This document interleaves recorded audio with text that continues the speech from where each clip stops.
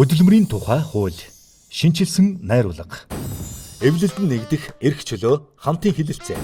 Ажилтан болон ажил олгогч аливаа байгууллага албан тушаалтнаас зөвшөөрөл авахгүйгээр эрх хууль ёсны ашиг сонирхлоо төлөөлөн хамгаалах байгууллага чөлөөтэй эвлэлд нэгдэх, үйл ажиллагаа явуулах, дүрмээ батлах, төлөөлөгчөө сонгох хэрэгтэй.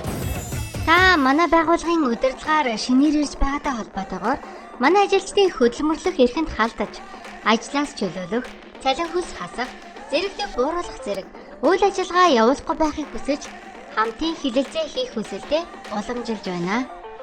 Хамтын гэрээний талаар хамтын хэлэлцээ хийх тухай мэдээлэл авсан өдрөөс хойш ажлын 10 өдрийн дотор хамтын хэлэлцээрийн талаар хамтын хэлэлцээ хийх тухай мэдээлэл хүлээн авсан өдрөөс хойш ажлын 15 өдрийн дотор хамтын хэлэлцээг эхлүүлнэ.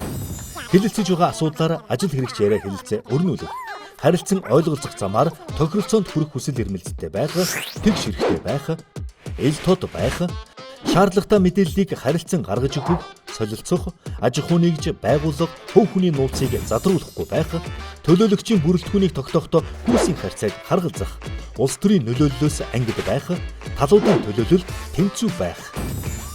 Хамтын хэлэлцээнд оролцож байгаа үйлдвэрчний нэгдлийн ажилтан, сонгуультан, ажилтны төлөөлөгчид хамтын хэлэлцээнд оролцсонтой холбогдуулж ямар нэг шийтгэл ноогдуулах, хэлэлцээний явцад болон хэлэлцээ дууснаас хойш нэг жилийн дотор ажил олгогчийн санаачилгаар хөдөлмөр эрхлэлтийн харилцааг цуцлахыг хориглоно.